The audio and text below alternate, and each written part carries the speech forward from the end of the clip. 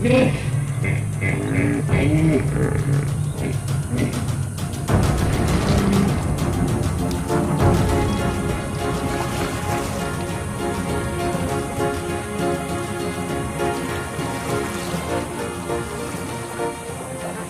are more hippos in Zambia than anywhere else on the planet, and most of them live here in the Luangwa Valley. These guys are notoriously aggressive animals, especially right now at the end of the dry season. It hasn't rained for months, and their fight for survival is especially fierce.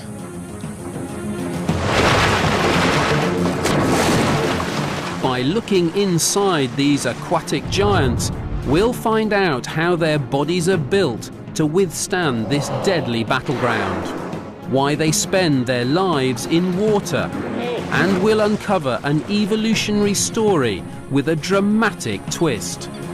Join us as we go deep inside the hippo.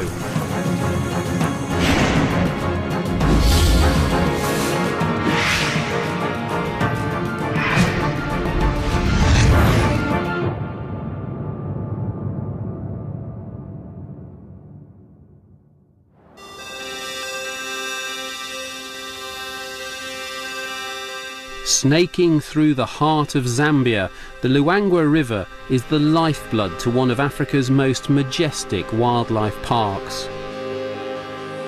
A haven for large herds of grazers and hungry predators, it's also home to some 25,000 hippos.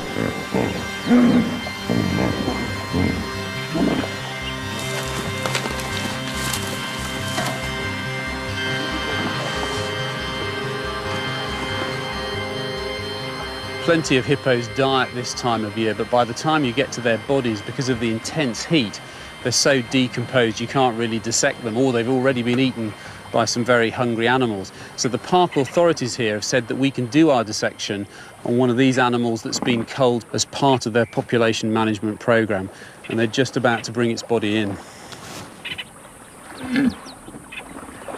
The park can only sustain a certain number of hippos. If the population grows too large, they eat so much it makes it harder for other animals to survive. Around 200 are culled every year, and these park rangers face the unenviable task of trying to retrieve the carcasses. It's been shot cleanly in the head, but as soon as it's shot and it's dead, it sinks to the bottom, so they're trying to find him.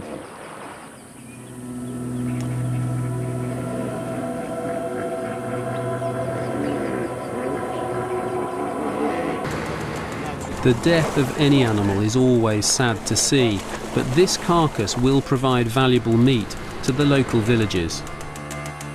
It'll also enable us to examine the anatomy of this strange beast that captured the imagination of Richard Dawkins from an early age. When I was at school and learned Greek, I was taught that hippopotamus meant river horse. It doesn't really look very like a horse. It's actually, to our eyes, a very weird-looking animal indeed, and it's a genuine giant. Today, hippos are confined to sub-Saharan Africa, but in former times they were distributed all over Asia and Europe. About 125,000 years ago, when Britain was much warmer, they even lived here, and remains have been found under Trafalgar Square. Wherever they've lived now and in the past, the key to their survival has been plenty of water and plenty of mud. The hippopotamus likes to loll around in the mud all day, whilst other animals live life on the edge in constant fear of attack. The hippo doesn't like to rush. Too big to worry about predators, he doesn't need to move for anybody. Being this laid back, perhaps it's no surprise he looks so fat. But life isn't always easy for this gentle giant.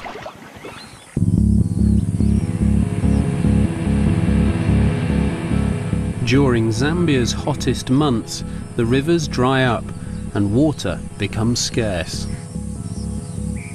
It's the worst time to be a hippo. Before we begin the dissection, we want to see how these animals are coping with the drought. It's incredible, isn't it? You'd think you're walking through a desert at the moment, but this is the bed of the river. Yes, you know, if you're looking, there's a bank over there and a bank over there. Come the end of December, this is going to be wall-to-wall water once the big rains come. But all we've got is this little trickle of the Ruangwa now. Derek Solomon, our guide, has been exploring this great wilderness for the last 10 years. Sweating like crazy out here. Joy Reidenberg, our anatomist, has never dissected a hippo before. And Chris Bander, our armed guard, is on standby, just in case. How hot does it get here, Chris? I mean, it's 10 o'clock now and it's hot. It's hot, about 42 degrees. This is the hottest month here. Yeah? Yeah. So this is a hostile environment. It's a really hostile environment, lack of shade, lack of food, and lack of water.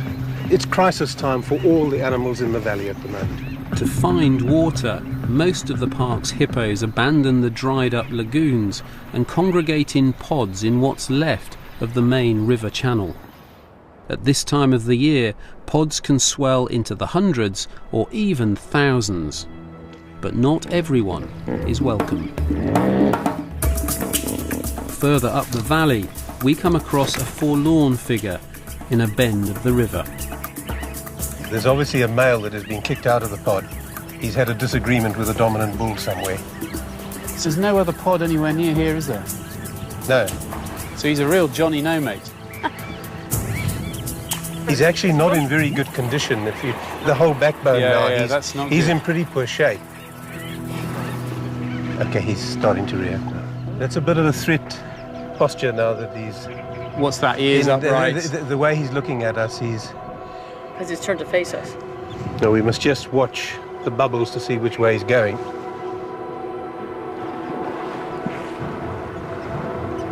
He's big though still, isn't he? Even if he's thin. So would he really have the strength to want to charge us, or would he more likely just move off and not want to if challenge? we got too close to him, no, even condition like that, he would be quite happy to give us a go. These are the sort of hippos you really got to watch out for, wherever you are. If you're canoeing down a river, if you're going down the river on a boat, this is the guy that's going to give you a go and turn your boat over.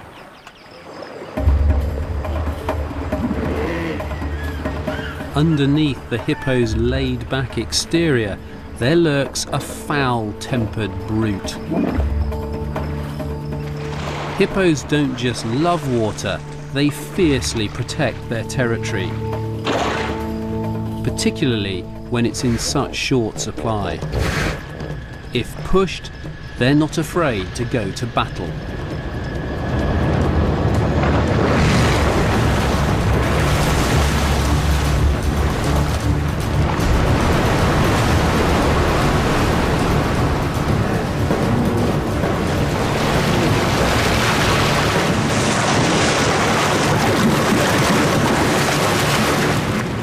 When it comes to fighting, hippos have evolved arguably the most impressive offensive and defensive anatomy in the animal kingdom.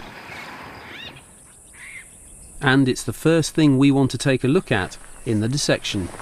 It's going to be warm today. I'm already It's a sweating. stinker already, isn't it? is. You can understand why it's so tough for all the animals here with heat like this. No, absolutely.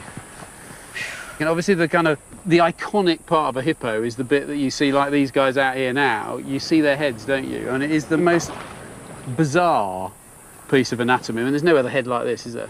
It's got the weirdest mouth. And it's the teeth, isn't it? Absolutely amazing teeth. I mean, they are razor sharp, knife sharp edges on these, aren't they? These front teeth, the canines and these incisors pointing straight out forwards, are nothing to do with feeding at all, are they? Nothing. Nothing. That is for territory and self-defense. Renier van Vuren, or Kudu as he likes to be called, is in charge of the culling operation. He's brought along the skull of an adult male so we can see just how big their teeth can get. When you open up this jaw, you get a real sense, don't you, of what weapons this animal has. I mean, look at that. When it's opened up like that, that's a phenomenal armoury. Kind of looks like an orc with teeth going in every different direction. Yeah, you're going to get one way or another. You're going to come off pretty badly as a result of this. Right, any direction it moves its head, you're going to get slashed. And as the animal closes its mouth, so these teeth rub against each other and keep them razor sharp. So if these teeth made contact with a human being, end of story, that's a dead person. Definitely.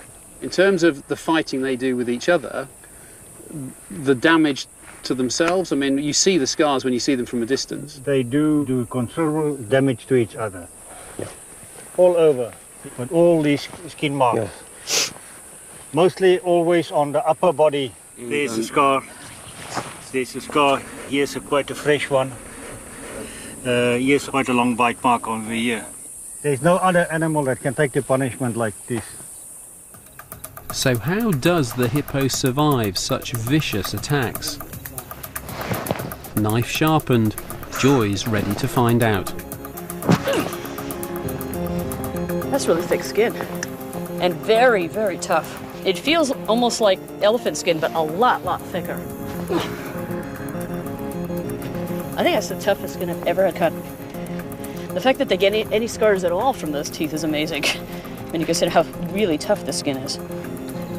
But then that also gives you an idea of how powerful those canines are when they slash at each other. And how sharp they probably are. A good point, absolutely. But you can see already how thick it is. Look at the size of this chunk. Wow, Then I'm starting to pull out. That is incredibly thick skin. Let's bring it up here so we can all look at it better. This is quite substantial. All of this. This is all still also part of the skin. So that's skin, it's not fat. This is not fat. This is all just very thick. I took it for granted it was fat. You know, it looks like whale blubber. It looks a lot like whale blubber, but in fact, the fat is still down here. Yeah. It's a very thin layer. Here's an animal that's living in a very hot environment. It doesn't need a big insulating layer of fat. But this is all actually skin. Hippos bring new meaning to the term thick-skinned. Their hide can be up to 2 inches thick.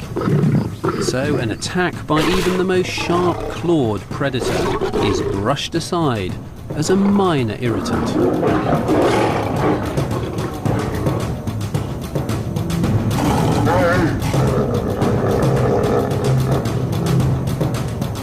So that's the first secret. I mean, if you want to be tough and withstand being slashed by those great big canines, you need something really thick and tough. But that's not the whole story by any means, is it? Where they get attacked, it looks like literally you've cut them up with a razor, but it heals incredibly fast and it heals completely.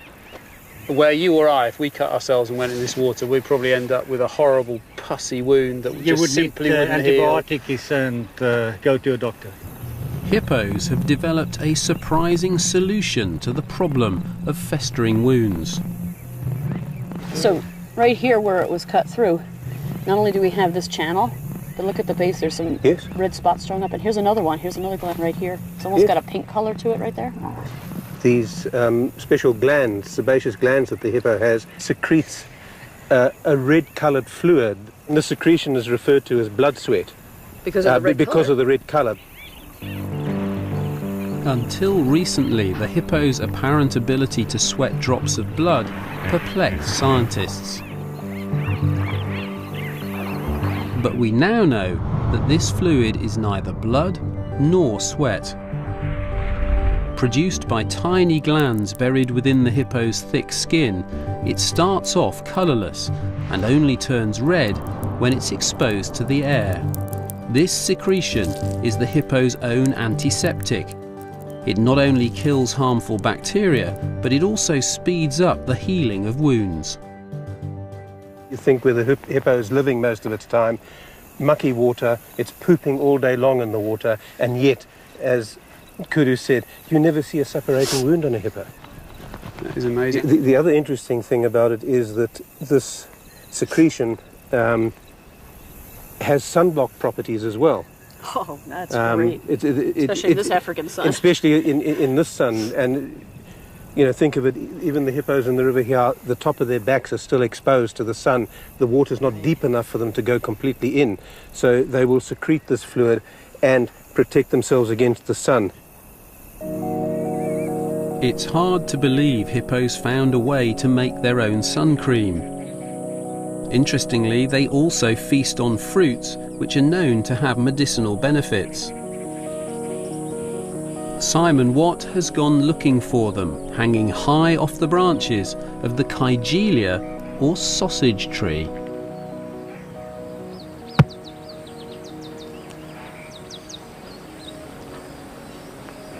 These giant fruit can weigh up to 12 kilograms. Getting through the skin takes quite a bit of work.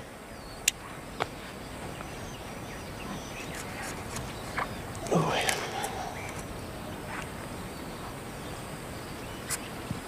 Raw, it's poisonous to humans, but hippos can't get enough of this stuff. Humans have found other uses for it, though. This cream is used as an after-sun, and other creams containing the fruit are used to treat skin conditions, bacterial infection and fungal infections like athlete's foot. Scientists don't really know if the hippo eats the sausage fruit for its medical benefits or just because they like the taste. But just think, it could be that there is a link between the hippo's super skin and this bizarrely shaped fruit. To keep his skin at its best, the hippo relies on another species. He gives a ride to hungry birds who he allows to peck away at his wounds, removing any ticks and parasites. It's the perfect arrangement for these unlikely passengers. However, this extremely tough skin does have one weakness. When it's out in the sun for too long, it soon dries and cracks. That's why a hippo never strays far from water.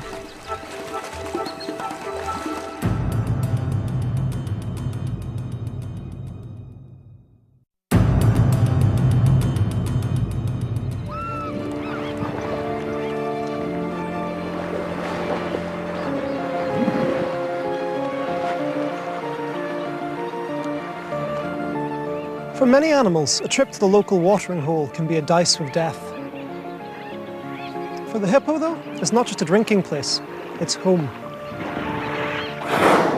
Why he left the land for the water has been the subject of folk legends for generations. The Maasai believe that in a desperate attempt to avoid the burning heat of the sun, the hippo begged the god Ngai to let it move into the water. Now, first Ngai refuses, thinking the hippo will use its huge mouth to gobble up all the fish. But then, as he watches the hippo become severely sunburnt, he offers a compromise. The hippo can move into the water, but on 3 conditions. First, every so often the hippo must open its mouth as wide as possible so the god can inspect it for fish. Second, it must spread its tongue using its tail so that the god can look for fish bones in it. And third, it must come back up onto the land to feed. The hippo readily agreed to all these stipulations, and that is how the hippo moved into the water.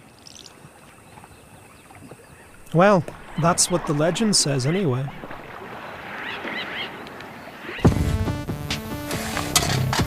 We've seen how their skin ties hippos to the water. Now we're delving deeper inside to find out how their belly ties them to the land. As the culling team open up the hippo, it soon becomes clear that it's not fat which makes these animals appear so rotund. It's surprising to me how big this is. All of this looks like the massive intestines that we saw on the elephant, but in fact this is all stomach.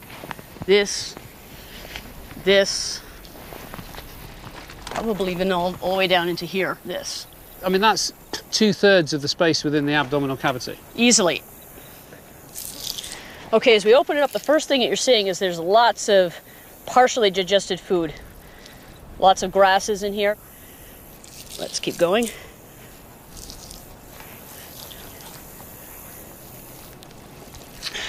They parasites? I think they're parasites. Wow. This is not part of the normal anatomy, except that it's probably normal for hippos to have parasites.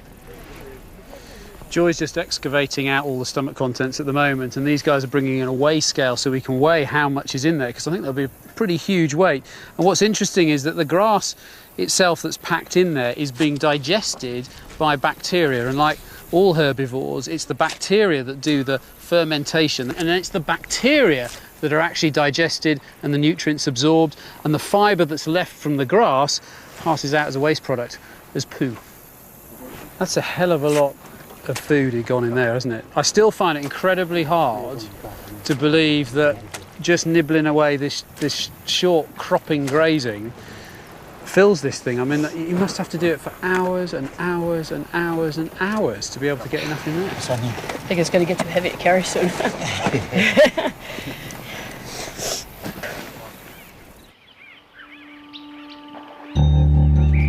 What's puzzling about the hippo's huge appetite is that you hardly ever see one eat.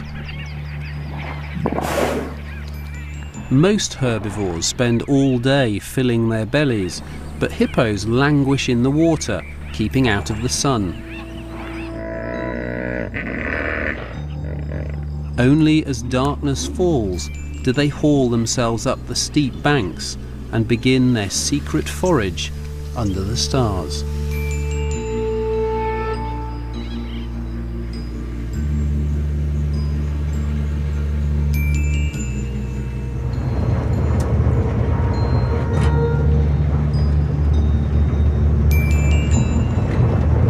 It's about an hour and a half after sunset, and we're out at night because we want to see firsthand just what hippos get up to in the dark. We're in the kind of dried up lagoon here, and we're trying to find one. Nothing yet, and Chris has got the light in the front, so we can try and spot one. There's one ahead there, there's one ahead there, straight ahead. But hang on, okay, he's getting a little bit spooked now. Just slow down, Sebastian, just wait there.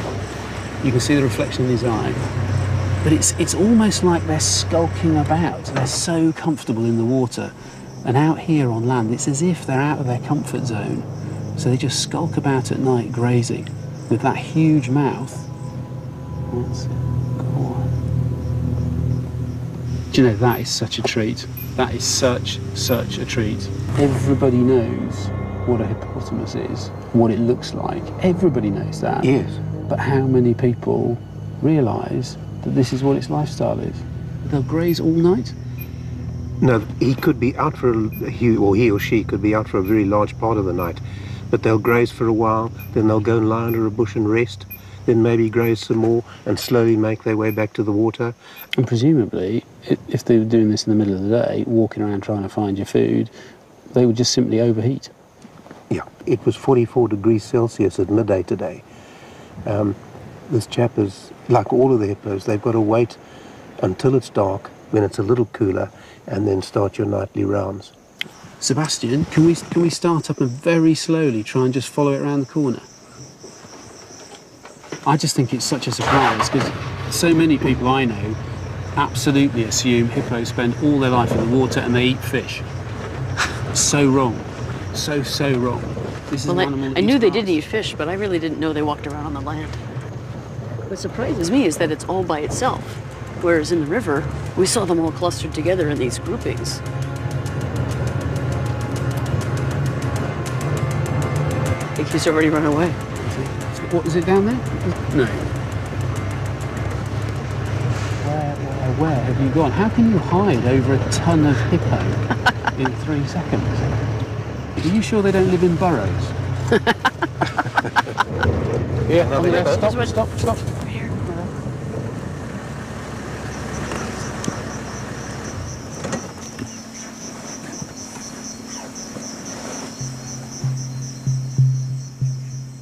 It's okay. It's okay. We couldn't find the other one, it had disappeared, and then literally just off the track, coming around the corner, is another one here.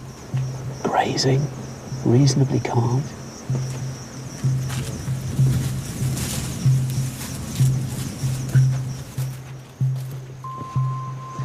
If you were out walking at night, you could so easily stumble into one, couldn't you?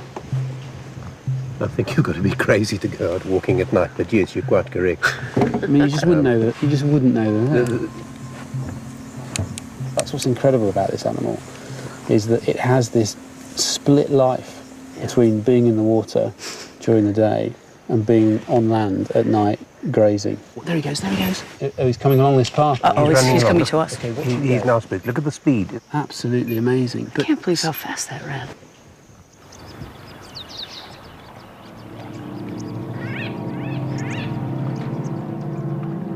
As dawn breaks in the Luangwa Valley, these nighttime munchers quietly trundle back to the river.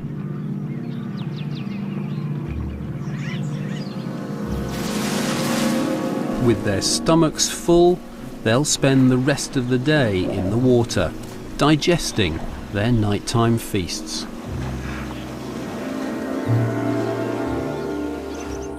Are we zeroed?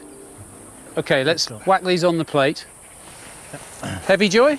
Oh yeah. I think that one weighs as much as me by itself.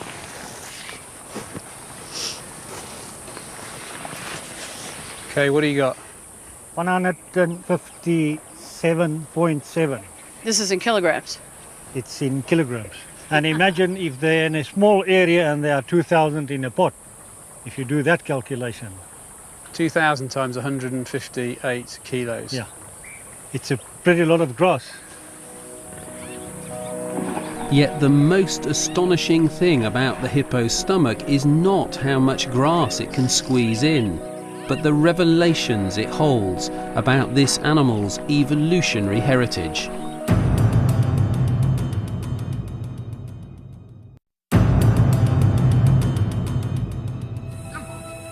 It's early afternoon in Zambia. At this time of the day, most animals are in the shade or hiding in the water. But for Joy and the dissection team, this is no time for a break. She wants to reveal how the hippo's stomach provides clues to its evolutionary past. Okay, so this is your esophagus. Food is passing like this from the mouth, and you can see my hand is entered into this chamber right here. This is the first chamber, and it is pretty massive. It extends all the way down to here, and notice the inside of the chamber wall. It's very textured. It feels like a carpet. And then we get to a ridge right over here.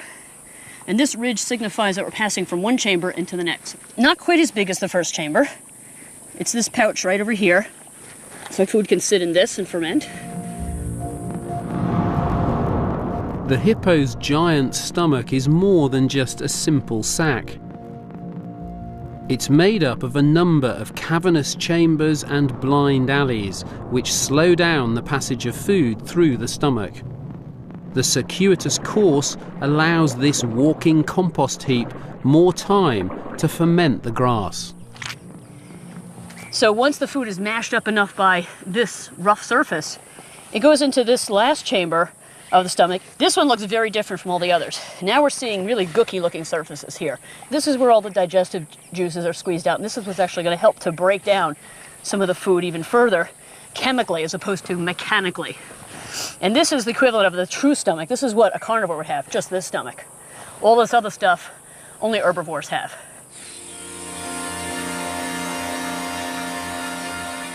From giraffe and antelope to pigs and sheep, the multi-chambered stomach has evolved in some 220 different herbivorous animals.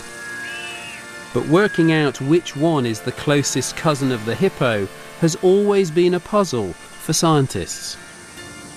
Hippos are classified in the even-toed ungulates, the artiodactyls, the cloven-hoofed animals. When I was an undergraduate, we were taught that they were closely related to pigs.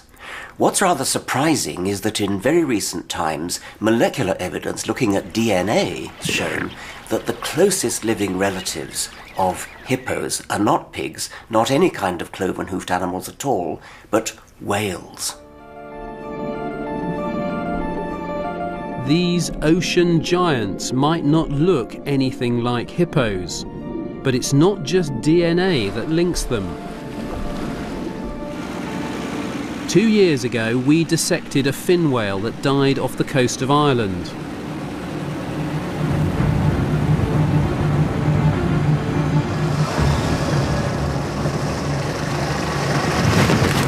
Inside its enormous gut, we found it too had a multi-chambered stomach. We're looking at the beginning of the stomach, one of the chambers of the stomach here. This would be the next chamber. For Joy, it's anatomical proof of an ancient connection to the hippo. So you might wonder, why would a whale have a multi-chambered stomach, considering that it's a carnivore, and most carnivores have just one very simple stomach, because all they have to do is eat very high energy food. A multi-chambered stomach is what you see in an artiodactyl, like a cow or a sheep or a giraffe, even the hippo. So it shows that whales actually are related to a terrestrial ancestor that ate plants. This remarkable discovery has forced scientists to redraw the tree of life for these animals. The first artiodactyl emerged 67 million years ago and soon split into the camels, the pigs, and a third group which contains all the other modern species. And it was off this branch 59 million years ago that the ancestor of both hippos and whales evolved. These two giants continued down their separate evolutionary paths, leading to the very different animals alive today. What I'm doing right now is just laying out the intestines. Okay, perfect. This is the small intestine here. This is where most of the nutrient absorption is going to take place. But once we get to right about here, we're entering into the large intestine, and its primary job is to reabsorb water and conserve that water. So if you look at an animal that has a really large intestine, it's going to be very good at pulling that water back. Those animals tend to have a very small stomach though. This animal is backwards, so it's got a really large stomach.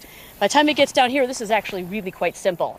So they're not doing very much water absorption, which explains why the stuff that comes out on this end is kind of wet. And if you ever watch a hippo in the water and its tail goes back and forth really, really fast, it kind of looks like, pardon the expression, the shit hit the fan, because it's just spraying everywhere. A hippo unleashing its load is such a comical sight, it seems like they do it for fun. But it serves an important purpose.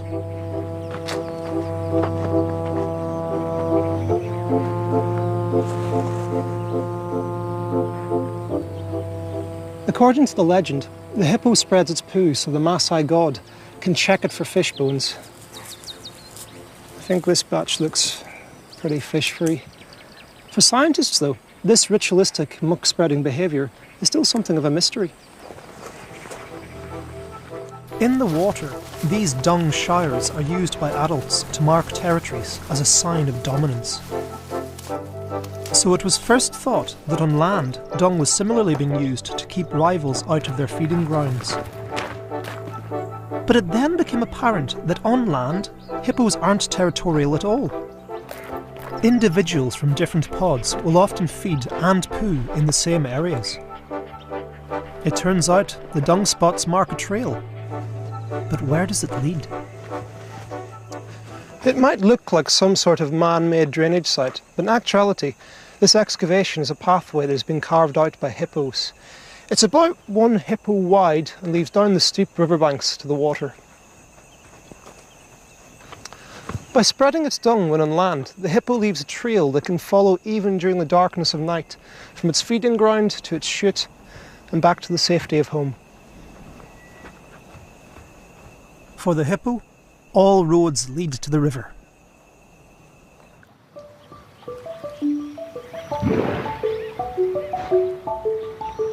These lumbering giants spend so much time in the water, we rarely glimpse more than the tips of their heads. So what do they get up to when they sink out of view? It was only when brave filmmakers ventured into the clear waters of the Mazima Spring in Kenya that the hippo's secret underwater world was finally revealed.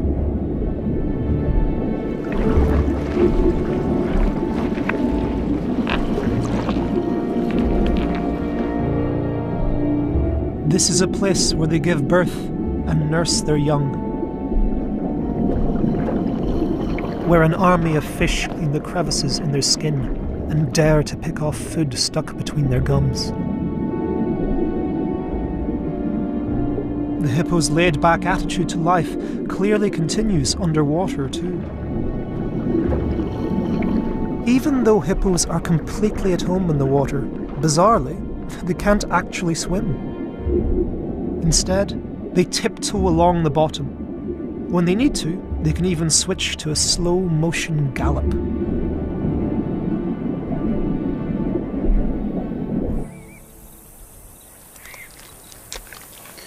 Joy's in the process now of taking out the lungs because we want to lay them out and look at them in relation to how this animal has mastered the environment over there, the river.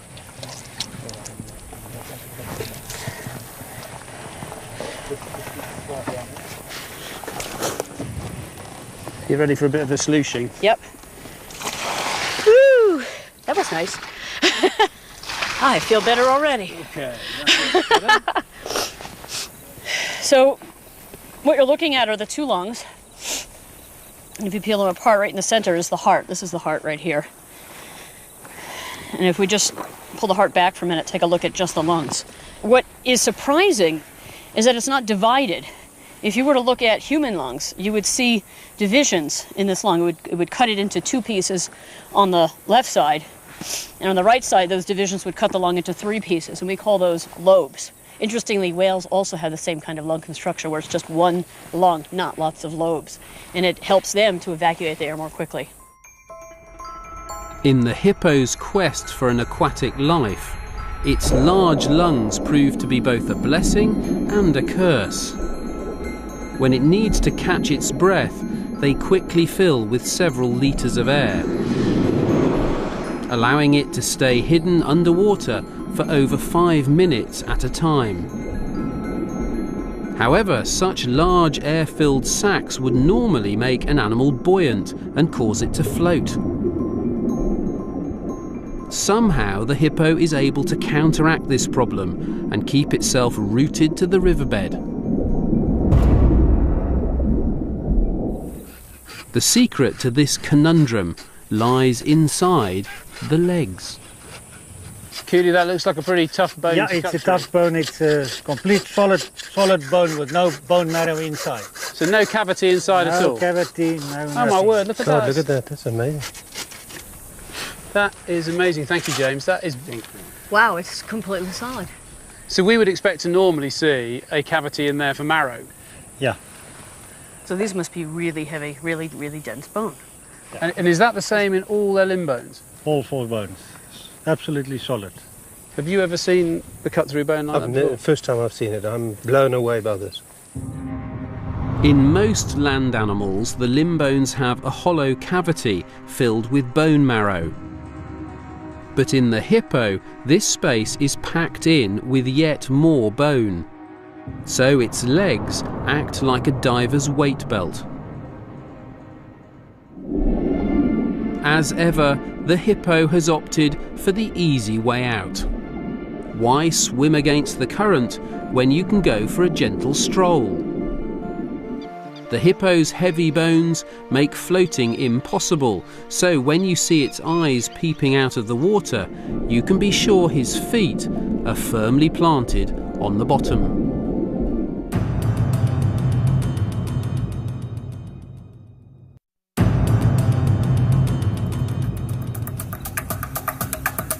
Kudu's guys are now preparing to pack up because they've got a very long, very hard drive home. But Joy's got one more thing she wants to take a look at.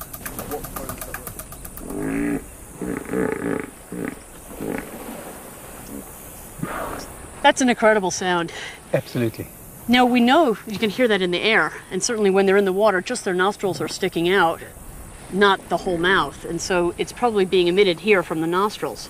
But this is actually where it's generated, the larynx or voice box, which is right here. So this is going to be the magic. This is where sounds are initially generated, perhaps modified here.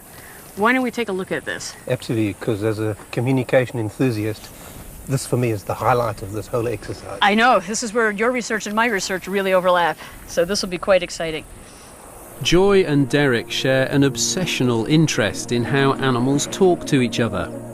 Whilst Joy's passion comes from investigating the songs of whales, Derek favours the sounds of the savannah.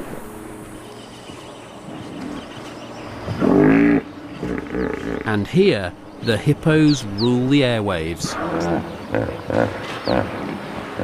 The real surprise is that 80% of what they're saying actually takes place underwater. Right, Joy, let's see if we can do some high-tech work here and attempt to pick up a few underwater sounds. I suggest that what we do is sit here on the riverbank and basically put the hydrophone onto this piece of stick and put it out over the water while Christopher sits over there with his rifle handy in case the resident crocodile decides to visit us. Is it the crocodile we have to worry about, or the hippos? No, I'm more worried about the crocodile, to be quite honest. When we're sitting this close to the water, there's nothing to stop a crocodile leaping out 6 feet out of the water and having a go at us. So we got to keep our wits about us.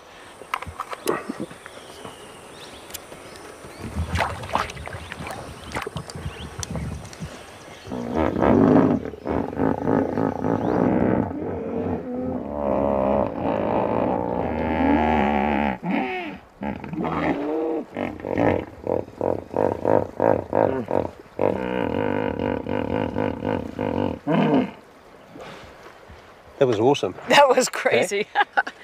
There was a couple of different sounds there. Yes. There was that sound that almost sounds like it's laughing, almost like a donkey braying. Yes. And then there was that snorty blow through the nostril sound. Unfortunately, I think that one came from the other end of the hippo. Well, we heard it. It looked like this was definitely registering sounds underwater as well. The recorder was definitely registering something. So there had to be that simultaneous above and below the water honk from the hippos that is coming through the hydrophone onto the recorder itself.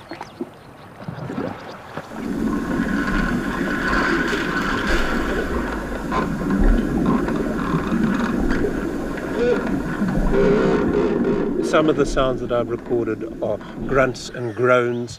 There's a squeal that sort of goes, meow.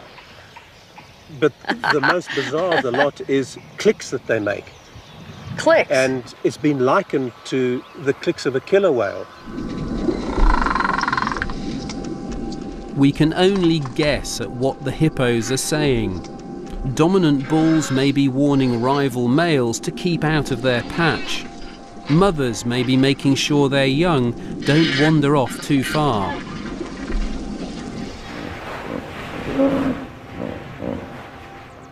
What interests Joy about the hippo's chatter is how a voice box that originally evolved to make sounds in air has adapted to work underwater. Joy, compared to other large mammals, is that a particularly large larynx? It is. It's actually huge compared to other mammals.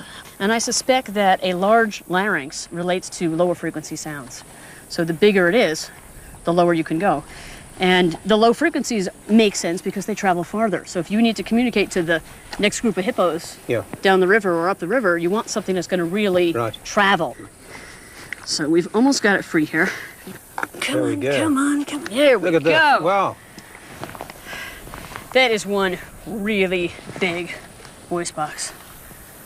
Okay, and now if we open this like a book, you can stand up and see this a little bit better. Yeah. Look at that. Wow.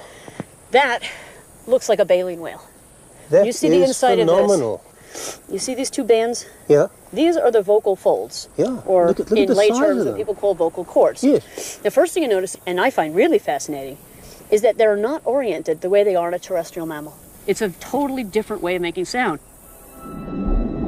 In most mammals, the V-shaped vocal folds sit across the airway. When air passes between them, they vibrate and generate sound. But in hippos, the vocal folds are rotated 90 degrees, directing the air into an expandable sac. It's thought this sac then transmits the sounds into the water. When I'm pushing on this sac, there's a big cartilage right in front here. But my finger is actually right here. Can you see me pushing on that? That's kind of where the sac is, right about there. Now in baleen whales, this flexible part of the sac bulges way out. So it's taken this arrangement and really accentuated it and made it an enormous sac. And of course, baleen whales make the lowest of the sounds, and they can propagate those sounds over half an ocean. So we know that they have really exquisite transmitters for making sound. Hippos probably are a miniature version of the same system. That is absolutely awesome. Wow. My favorite organ.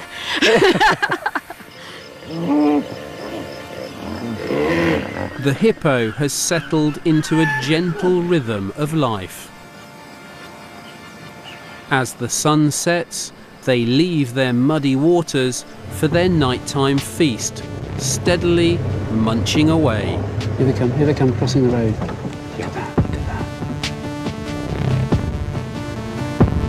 that. They lead a reclusive underwater life that's often been misunderstood. But they've survived this harsh African climate for 20 million years. Their slow, slothful existence is a triumphant solution to being one of nature's giants. Next week at the same time, the team get under the skin of the kangaroo. That's next Monday at the same time, 8 o'clock. Still to come tonight on 4, when Gordon Ramsay's the only one not shouting, you know the restaurant is really in trouble. Kitchen Nightmares at 10. Next on 4, Embarrassing Bodies gets to the point with nipples.